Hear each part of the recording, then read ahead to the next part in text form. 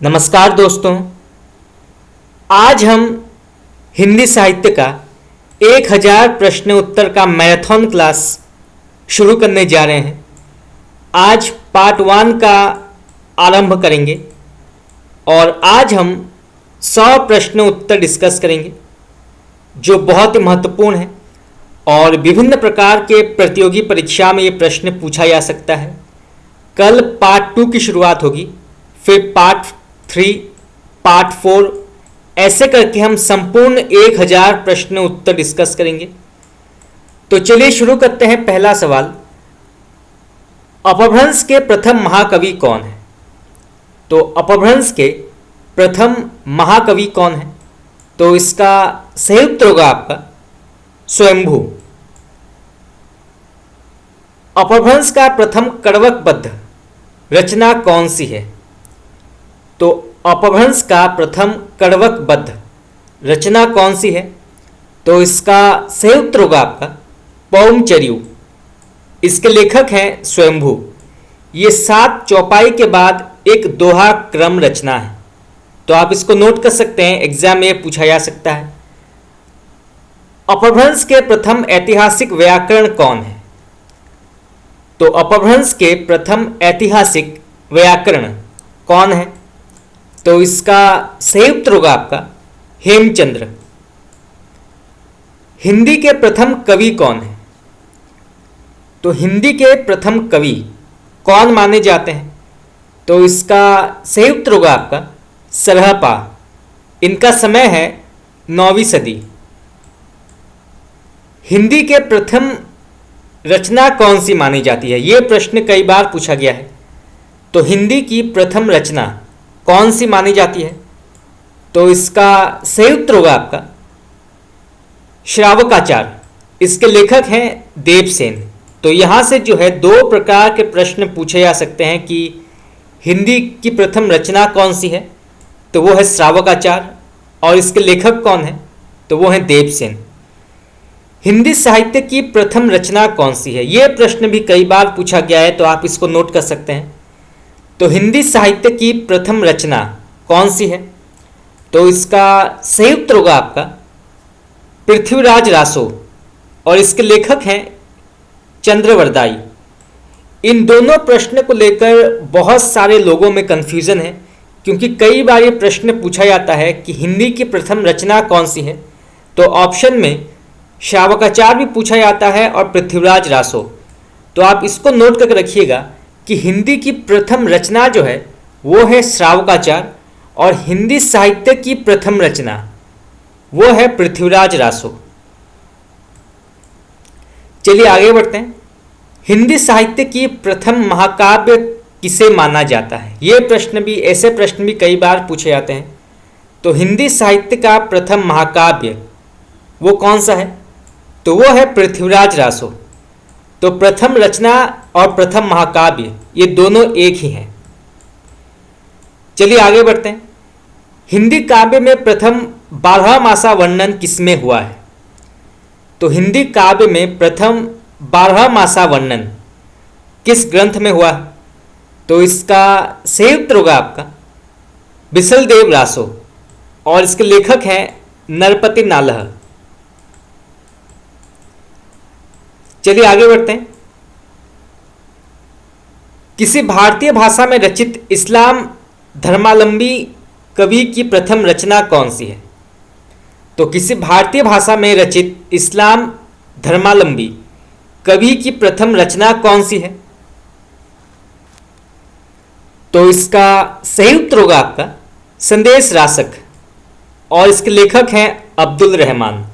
तो आप इसको नोट कर लीजिए, एग्जाम में पूछा जा सकता है ये। चलिए आगे बढ़ते हैं।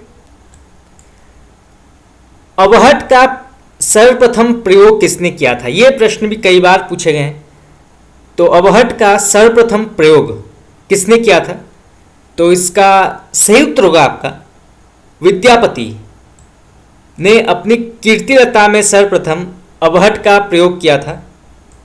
तो यहाँ से जो है प्रश्न ये भी पूछा जा सकता है कि किस रचना में अवहट का सर्वप्रथम प्रयोग हुआ था? तो वो है कीर्तिलता और इसके लेखक हैं विद्यापति। चलिए आगे बढ़ते हैं। हिंदी के सर्वप्रथम गीतकार कौन है? तो हिंदी के सर्वप्रथम गीतकार कौन है?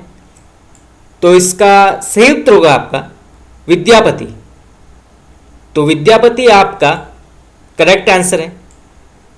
हिंदी में सर्वप्रथम मुकरियों की शुरुआत किसने की थी? ये प्रश्न भी कई बार पूछा गया है। न ही सिर्फ मुकरियां परंतु पहेलियों की भी शुरुआत सर्वप्रथम किसने की थी? तो इसका सही उत्तर होगा आपका अमीर खुसरो ने। पहेलियां, मुकरियों और सितार का आविष्कार किया था अमीर खुसरो ने। चलिए आगे बढ़ते हैं। भक्ति के प्रवर्तक कौन है? तो भक्ति के प्रवर्तक कौन है? किसने जो है भक्ति का आरंभ किया था? तो इसका सही उत्तर होगा आपका रामानुजाचार्य। हिंदी के प्रथम सूफी कवि कौन है? तो हिंदी के प्रथम सूफी कवि कौन माने जाते हैं? तो इसका सही उत्तर होगा आपका असायत। सूफी प्रेमाख्यान का प्रथम काव्य कौन सा है? तो सूफी प्रेमाख्यान का प्रथम काव्य कौन सा है? तो इसका सही उत्तर होगा आपका असायत। इसके लेखक हैं और वो रचना का नाम है हंसावली। तो हंसावली जो है इसको सूफी प्रेमाख्यान का प्रथम काव्य माना जाता है। इस प्रश्न को लेकर बहुत सारे विद्वानों का मतभेद है। जैसे कुछ विद्वानों का मानना है कि मधुमालती, तो कुछ विद्वानों का मानना है सत्यवती कथा, मृगावती, इनसे भी जो है सूफी प्रेमाख्यान का प्रथम काव्य माना जाता है।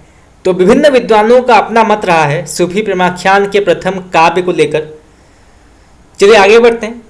हिंदी का प्रथम बड़ा महाकाव्य कौन सा है? तो हिंदी का प्रथम बड़ा महाकाव्य कौन सा है? तो इसका सही उत्तर होगा आपका हंसावली, जिसके लेखक हैं असायत।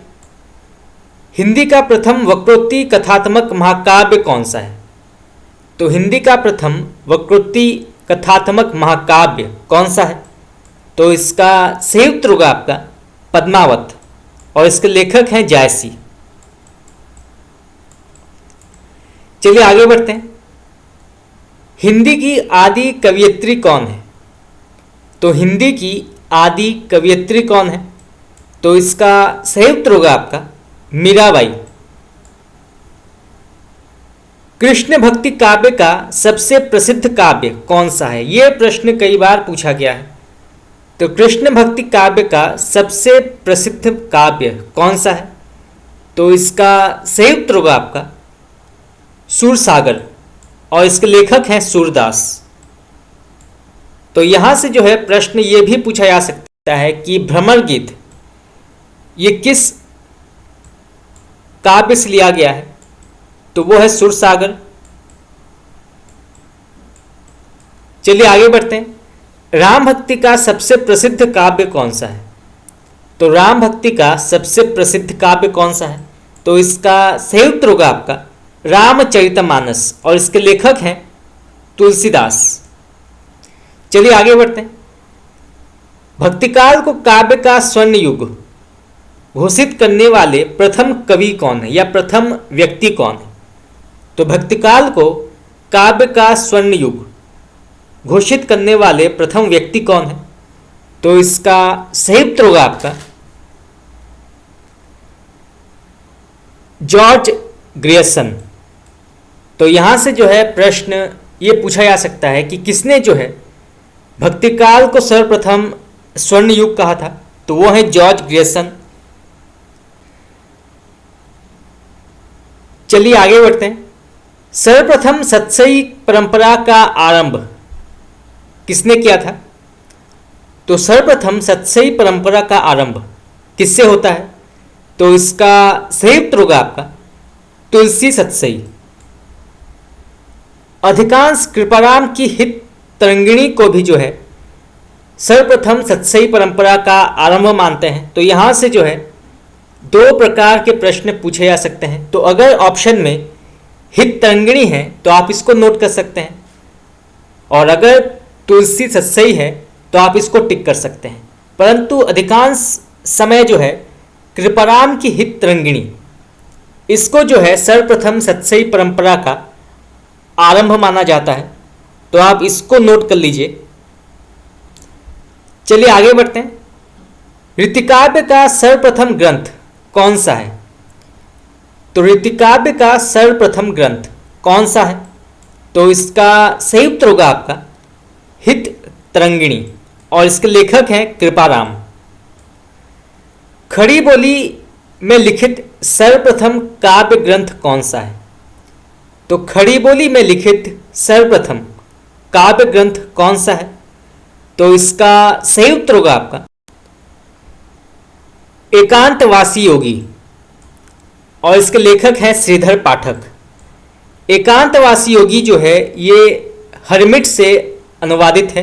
तो यहाँ से जो है प्रश्न ये पूछा जा सकता है कि एकांतवासी योगी किस रचना का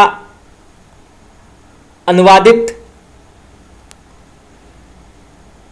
काव्य ग्रंथ है? तो वो है हरमिट। चलिए आगे बढ़ते हैं। खड़ी बोली में किस एक प्रथम स्वच्छंदतावादी कवि कौन है? तो खड़ी बोली के प्रथम स्वच्छंदतावादी कवि कौन है? तो इसका सही उत्तर होगा आपका श्रीधर पाठक।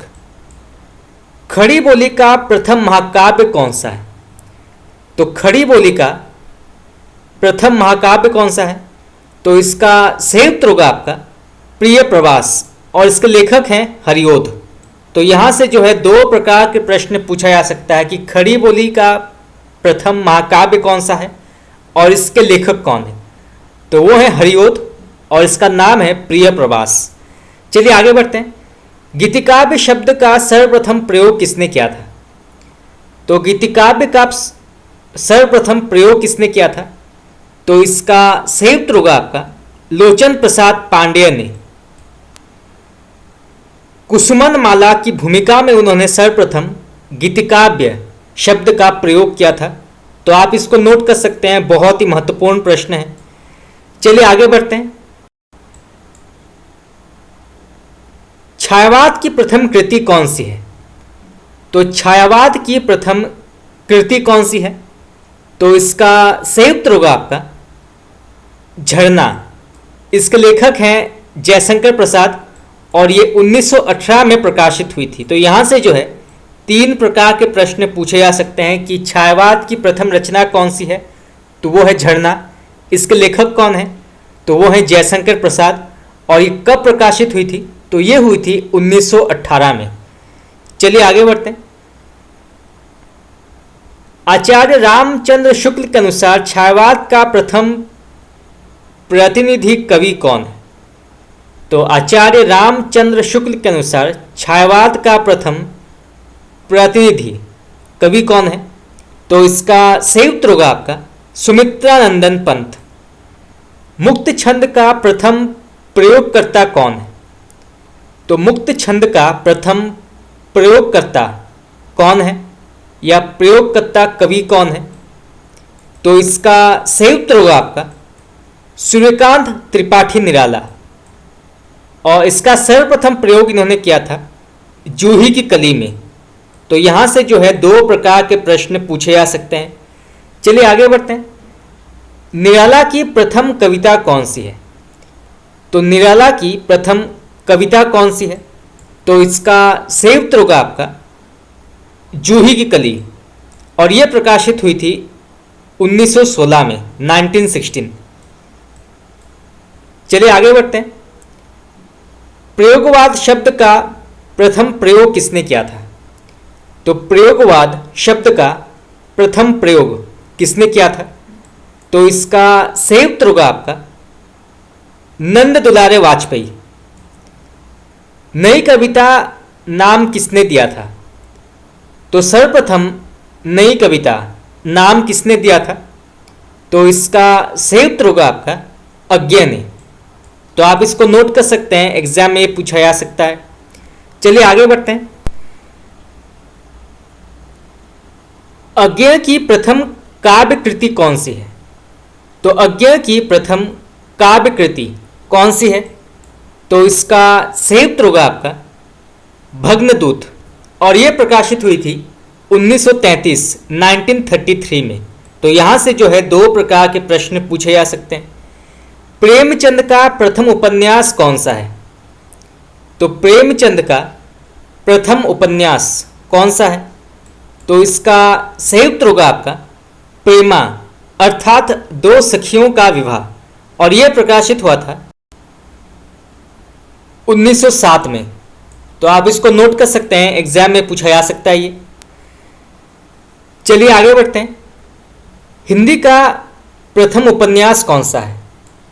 तो हिंदी का प्रथम उपन्यास कौन सा है?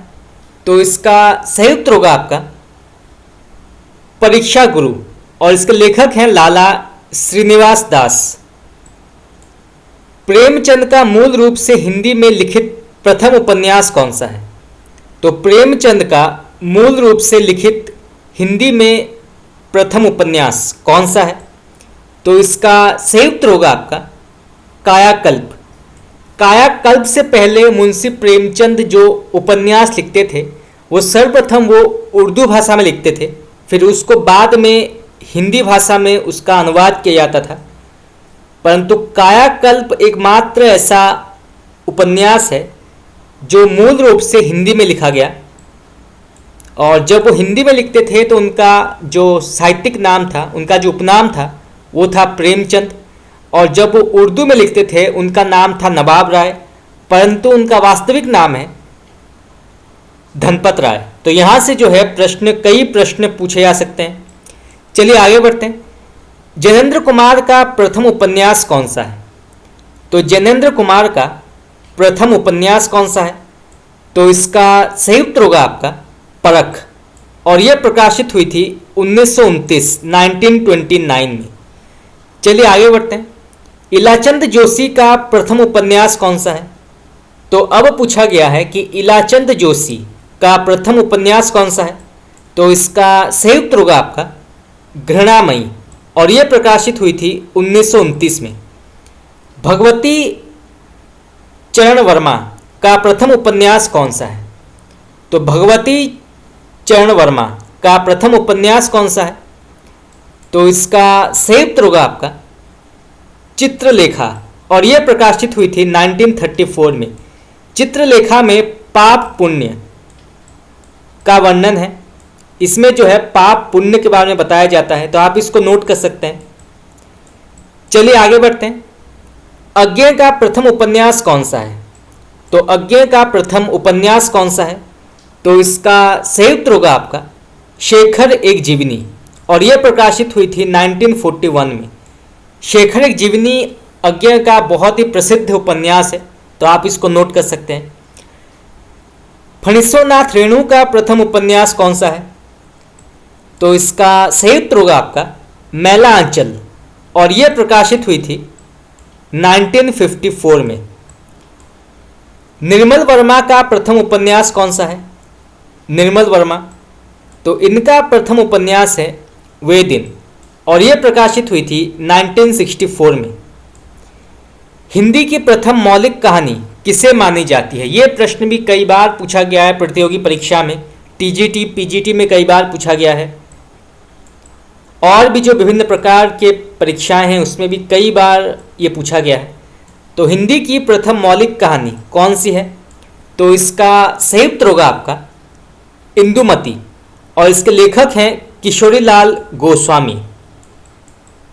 किशोरीलाल गोस्वामी जो हैं ये हिंदी के प्रथम मौलिक कहानीकार माने जाते हैं, और इनकी जो रचना है उसका नाम है इंदुमती।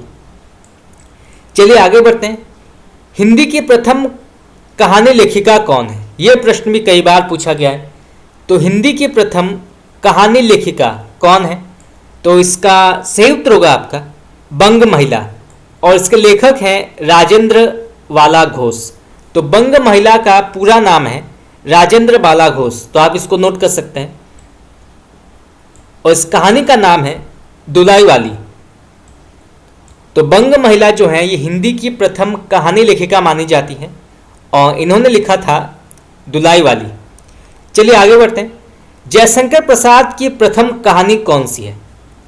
तो जयशंकर प्रसाद की प्रथम कहानी कौन सी है? तो इसका सही उत्तर होगा आपका ग्राम, और यह प्रकाशित हुई थी 1911 में इंदु पत्रिका में। तो यहाँ से जो है 3 प्रकार के प्रश्न पूछे जा सकते हैं। प्रेमचंद की प्रथम कहानी कौन सी है? तो मुंशी प्रेमचंद की प्रथम कहानी कौन सी है? तो इसका सही उत्तर होगा आपका पंच परमेश्वर, और यह प्रकाशित हुई थी 1916 में। निर्मल वर्मा का प्रथम कहानी संग्रह कौन सा है? तो निर्मल वर्मा का प्रथम कहानी संग्रह कौन सा है? तो इसका सही उत्तर होगा आपका परिंदे, और यह प्रकाशित हुई थी 1960 में। कमलेश्वर का प्रथम कहानी संग्रह कौन सा है? तो लेखक कमलेश्वर का प्रथम कहानी संग्रह कौन सा है? तो इसका सही उत्तर होगा आपका राजा निर्बंसिया, और यह प्रकाशित हुई थी 1957 में। तो यहाँ से भी जो है 2 प्रकार के प्रश्न पूछे जा सकते हैं। अधिकांश समय जो है कई बार कहानियों के प्रकाशन काल पूछ लिए जाते हैं, तो इसको आप नोट कर लीजिए। जैसे ग्राम प्रकाशित हुई थी 1911 में, पंच परमेश्वर प्रकाशित हुई थी 1916 में, परिंदे प्रकाशित हुई थी 1960 में, और राजा निर्बंसिया ये प्रकाशित हुई थी 1957 में। तो इनका जो प्रकाशन समय है इसको भी याद रखना आवश्यक है। चलिए आगे बढ़ते हैं। आलोचना समुच्चय, आलोचना संग्रह का प्रकाशन किसने किया था? तो आलोचना समुच्चय, आलोचना संग्रह का प्रकाशन किसने किया था? तो इसका सही उत्तर होगा आपका महावीर प्रसाद द्विवेदी। तो इसको आप नोट कर लीजिए, एग्जाम में पूछा जा सकता है। मिश्र बंधु विनोद किस काल में लिखा गया है? तो मिश्र बंधु विनोद किस काल में लिखा गया है? तो इसका सही उत्तर होगा आपका द्विवेदी युग में। हिंदी की प्रथम व्यवहारिक समीक्षा समाहित कौन सा है? तो इसका सही उत्तर होगा आपका संयोगिता स्वयंवर। चलिए आगे बढ़ते हैं। देखिए मार्क्सवाद सिखाता है कि हर चीज पर डाउट करो, यह कथन किसका है? देखिए मार्क्सवाद सिखाता है कि हर चीज पर डाउट करो, यह कथन किसका है? तो ये कहा है डॉक्टर रामविलास शर्मा ने। तो आप इसको नोट कर लीजिए, एग्जाम में पूछा जा सकता है। तुलसी को सर्वश्रेष्ठ कवि मानने वाले आलोचक कौन है? तो तुलसी को सर्वश्रेष्ठ कवि मानने वाले आलोचक कौन है? तो इसका सही उत्तर होगा आपका आचार्य रामचंद्र शुक्ल। हिंदी के सर्वश्रेष्ठ समालोचक कौन है? तो हिंदी में सर्वश्रेष्ठ समालोचक कौन है? तो इसका सही उत्तर होगा आपका आचार्य रामचंद्र शुक्ल। तो हिंदी के सर्वश्रेष्ठ समालोचक हैं शुक्ल। द्विवेदी युग के साहित्यकारों के दोषों का उद्घाटन करने वाले आलोचक कौन है? तो द्विवेदी युग के साहित्यकारों के दोषों का उद्घाटन करने वाले आलोचक कौन है? तो इसका सही उत्तर होगा आपका नंद दुलारे वाजपेयी। तो आप इसको नोट कर लीजिए, एग्जाम में ये पूछा जा सकता है। चलिए आगे बढ़ते हैं। मानवीय मूल्यों में गहन आस्था रखने वाले आलोचक कौन है? तो मानवीय मूल्यों में गहन आस्था रखने वाले आलोचक कौन है? तो इसका सही उत्तर होगा आपका हजारी प्रसाद द्विवेदी। मनुष्यता को साहित्य और रस का पर्याय मानने वाले आलोचक कौन है? तो मनुष्यता को साहित्य और रस का पर्याय मानने वाले आलोचक कौन है? तो इसका सही उत्तर होगा आपका आचार्य हजारी प्रसाद द्विवेदी। वर्णभेद के आधार पर समीक्षा करने वाले आलोचक कौन है? तो वर्णभेद के आधार पर समीक्षा करने वाले आलोचक कौन है? तो इसका सही उत्तर होगा आपका डॉक्टर रामविलास शर्मा। तो डॉक्टर रामविलास शर्मा जो हैं ये वर्णभेद या वर्णभेद के आधार पर समीक्षा करने वाले आलोचक हैं। आचार्य हजारी प्रसाद द्विवेदी के समर्थक आलोचक कौन है? तो आचार्य हजारी प्रसाद द्विवेदी के समर्थक आलोचक कौन है? तो इसका सही उत्तर होगा आपका डॉक्टर नामवर सिंह। फ्रायड के मनोविज्ञान से प्रभावित आलोचक कौन है? यह प्रश्न कई बार पूछा गया है, तो आप इसको नोट कर सकते हैं। तो फ्रायड के मनोविज्ञान से प्रभावित आलोचक कौन है? तो इसका सही उत्तर होगा आपका डॉक्टर नगेंद्र। समकालीन समीक्षा की दोनों धारा वस्तुवाद और भाववाद का समन्वय का प्रयास किसने किया था या किसने किया है? तो फिर से पढ़ते हैं। समकालीन समीक्षा की दोनों धारा वस्तुवाद और भाववाद का समन्वय का प्रयास किसने किया है? तो इसका सही उत्तर होगा आपका राम स्वरूप चतुर्वेदी। तो आप इसको नोट कर सकते हैं, एग्जाम में ये पूछा जा सकता है। चलिए आगे बढ़ते हैं। आलोचना के नवीन मानदंडों की स्थापना करने वाले आलोचक कौन है? तो आलोचना के नवीन मानदंडों की स्थापना करने वाले आलोचक कौन है? तो इसका सही उत्तर होगा आपका आचार्य रामचंद्र शुक्ल। दार्शनिक अनुशासन के आलोचक कौन है?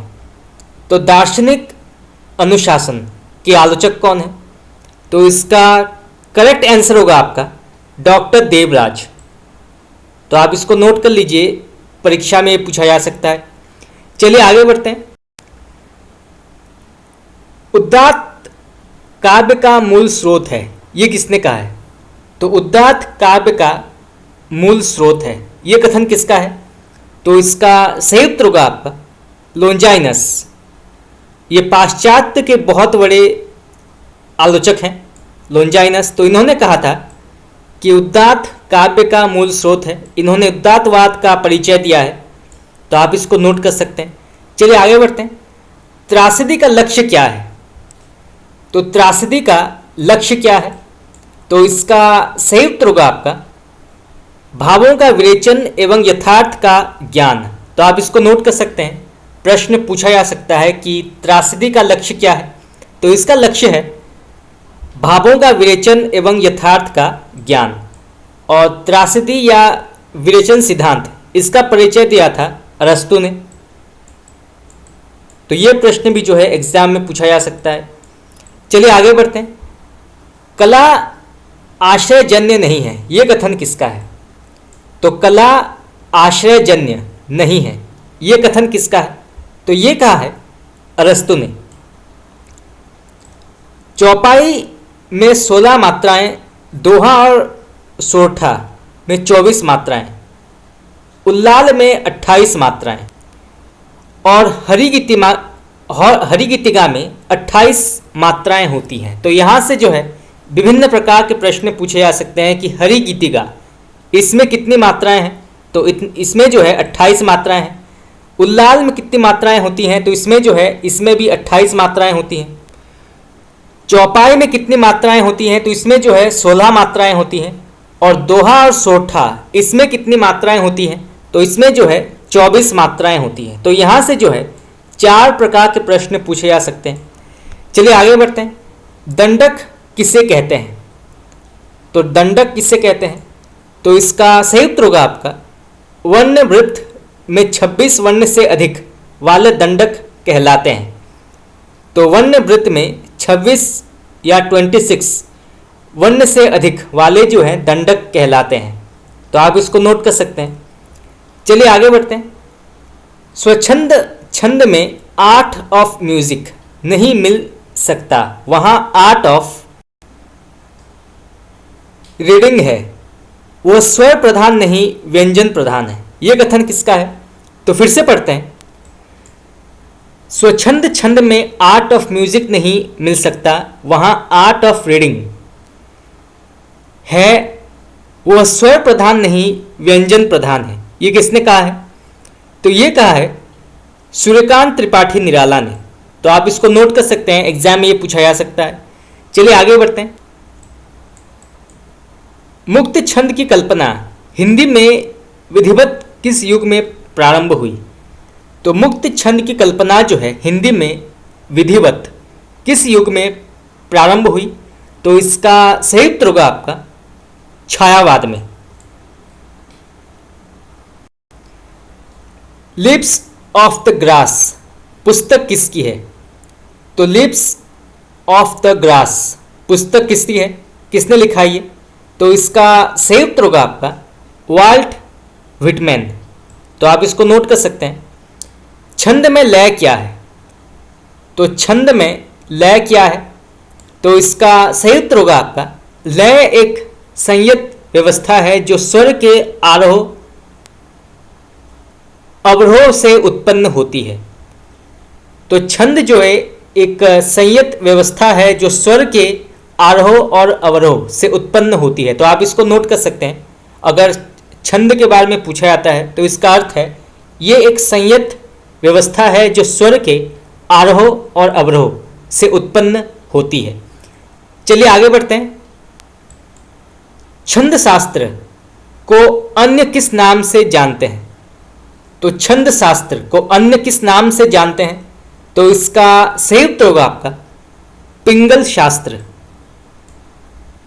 दोषों के लक्षणों का विवेचन सर्वप्रथम किसने किया?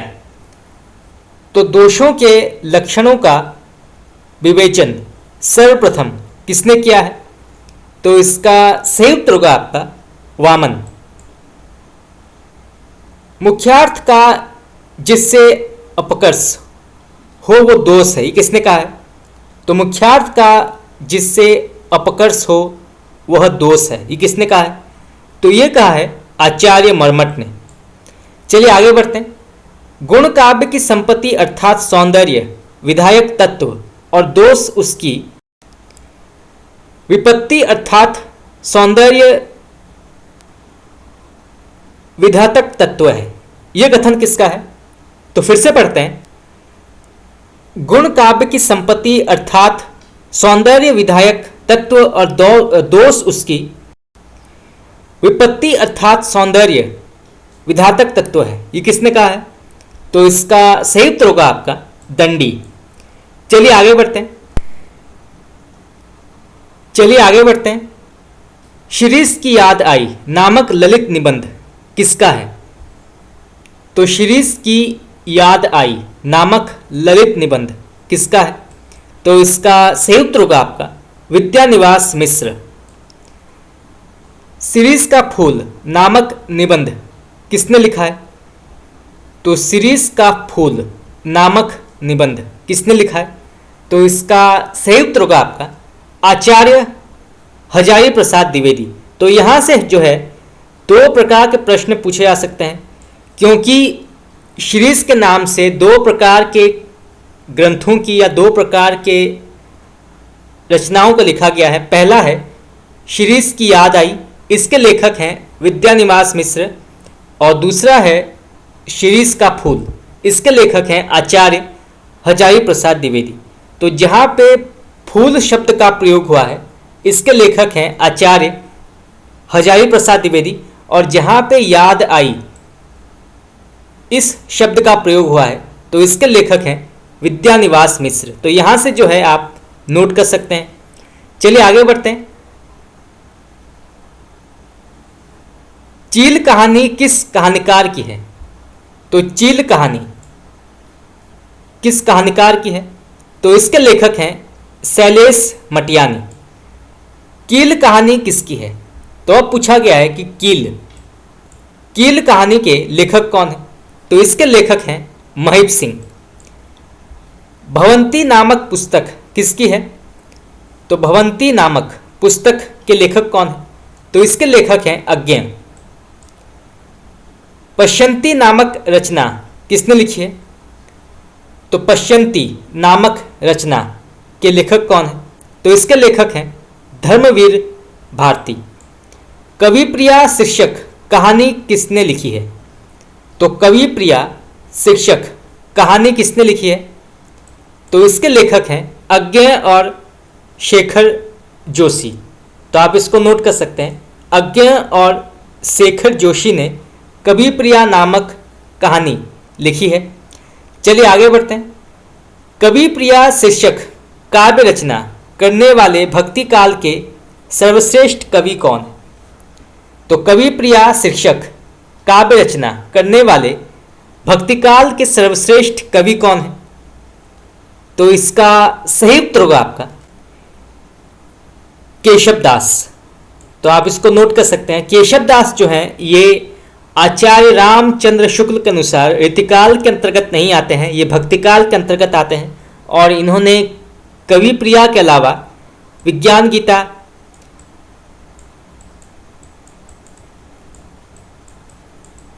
रामचंद्रिका और भी बहुत सारे महत्वपूर्ण काव्य ग्रंथ की रचना की है। तो आप इसको नोट कर सकते हैं।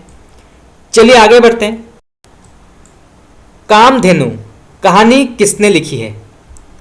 तो कामधेनु कहानी के लेखक कौन है? तो इसके लेखक हैं रमेश उपाध्याय। कामधेनु निबंध संग्रह के लेखक कौन है? तो यहां से जो है कामधेनु नाम से दो प्रकार की रचनाएं लिखी गई हैं। एक जो है कहानी है, इसके लेखक हैं रमेश उपाध्याय, और दूसरा निबंध संग्रह, इसके लेखक कौन है?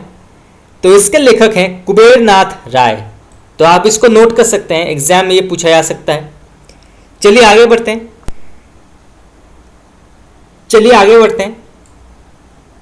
त्रिशंकु कहानी संग्रह किसने लिखी है? तो त्रिशंकु कहानी किसने लिखी है? तो इसके लेखक हैं मन्नू भंडारी। त्रिशंकु निबंध संग्रह के लेखक कौन है? तो त्रिशंकु निबंध संग्रह के लेखक कौन है? तो इसके लेखक हैं अज्ञ। तो यहाँ से जो है त्रिशंकु नाम से दो प्रकार के रचनाएं लिखी गई हैं। एक है निबंध संग्रह और दूसरा है कहानी। तो आप इसको नोट कर सकते हैं, एग्जाम में पूछा जा सकता है। चलिए आगे बढ़ते हैं। त्रिशंकु नाम से नाटक, इसके लेखक कौन है? तो त्रिशंकु नाम से नाटक, इसके लेखक कौन है? तो इसके लेखक हैं ब्रजमोहन शाह। चलिए आगे बढ़ते हैं। मुक्ति कहानी लिखने वाले कहानीकार कौन है? तो मुक्ति कहानी लिखने वाले कहानीकार कौन है? तो इसके लेखक हैं अखिलेश तद्धव। तो आप इसको नोट कर सकते हैं, एग्जाम में पूछा जा सकता है, अखिलेश और तद्धव। चलिए आगे बढ़ते हैं। मुक्ति उपन्यास किसने लिखा है? तो मुक्ति उपन्यास, इसके लेखक कौन है? तो इसके लेखक हैं महेंद्र नाथ। मन्नू भंडारी की कहानी यही सच है पर कौन सी चलचित्र बनी थी? तो इसका सही उत्तर होगा आपका रजनीगंधा। चलिए आगे बढ़ते हैं। विवर्त कहानी संग्रह किसका है? तो विवर्त कहानी संग्रह किसका है? तो इसके लेखक हैं जगदीश गुप्त। तो आप इसको नोट कर सकते हैं, एग्जाम में पूछा जा सकता है। चलिए आगे बढ़ते हैं। बालेंदु उपनाम से प्रगतिवाद का कौन सा कवि कविताएं लिखता था? बहुत ही महत्वपूर्ण प्रश्न है, आप इसको नोट कर सकते हैं। तो बालेंदु उपनाम से प्रगतिवाद का कौन सा कवि कविताएं लिखता था? तो इसका सही उत्तर होगा आपका केदारनाथ अग्रवाल। तो आप इसको नोट कर सकते हैं, एग्जाम में पूछा जा सकता है कि बालेंदु उपनाम से जो है कौन से कवि कविताएं लिखते थे? तो वो हैं केदारनाथ अग्रवाल। चलिए आगे बढ़ते हैं। नागार्जुन ने प्रगतिशील लेखक संघ की अध्यक्षता कब की थी? तो नागार्जुन ने प्रगतिशील लेखक संघ की अध्यक्षता कब की थी? तो इसका सही उत्तर होगा आपका 1953 में नई दिल्ली। तो आप इसको नोट कर सकते हैं, एग्जाम में पूछा जा सकता है। चलिए आगे बढ़ते हैं। मैं रथ का टूटा हुआ पहिया हूं मगर मुझे फेंको मत, पंक्ति किसकी है? तो मैं रथ का टूटा हुआ पहिया हूं मगर मुझे फेंको मत, पंक्ति के लेखक कौन है? तो इसका सही उत्तर होगा आपका धर्मवीर भारती। तो आप इसको जो है नोट कर सकते हैं, परीक्षा में पूछा जा सकता है, धर्मवीर भारती। चलिए आगे बढ़ते हैं। मैं प्रयोगवाद का अगुवा नहीं पिछलगुआ हूं, यह कथन किसका है? यह प्रश्न भी कई बार पूछे गए हैं। तो मैं प्रयोगवाद का अगुवा नहीं पिछलगुआ हूं, यह कथन किसका है? तो यह कहा है रामधारी सिंह दिनकर ने। रामधारी सिंह दिनकर ने कहा है मैं प्रयोगवाद का अगुवा नहीं पिछलगुआ हूं। चलिए आगे बढ़ते हैं। उर्दू को यामिनी भाषा किसने कहा है? तो उर्दू को यामिनी भाषा किसने कहा है? तो इसका सही उत्तर होगा आपका लल्लू लाल ने। तो आप इसको नोट कर सकते हैं, ये प्रश्न भी बहुत ही महत्वपूर्ण है कि उर्दू भाषा को यामिनी भाषा कहने का श्रेय किसे प्राप्त है? तो वो है लल्लू लाल। तो फ्रेंड्स, आज के लिए इतना ही। आज हमने 100 महत्वपूर्ण हिंदी साहित्य के प्रश्न उत्तर डिस्कस किए और इसी के साथ जो है हमारा जो मैराथन क्लास चल रहा है इसका पार्ट 1 यहाँ पे समाप्त हुआ। कल पार्ट 2 की शुरुआत होगी और कल भी हम 100 प्रश्न उत्तर डिस्कस करेंगे और ऐसे करके हम संपूर्ण 1000 प्रश्न उत्तर डिस्कस करेंगे। और इससे पहले भी हमने बहुत सारे प्रश्न उत्तर डिस्कस किए हैं, 1000, 2000 और अभी तक जो है हमने 20,000 से भी अधिक प्रश्न उत्तर डिस्कस किया है। तो अगर आपने अभी तक नहीं देखा है तो आप जाके देख सकते हैं। तो आज के लिए इतना ही। अगर आपको अच्छा लगा क्लास तो आप मुझे बता सकते हैं कमेंट करके। आपका बहुत बहुत धन्यवाद।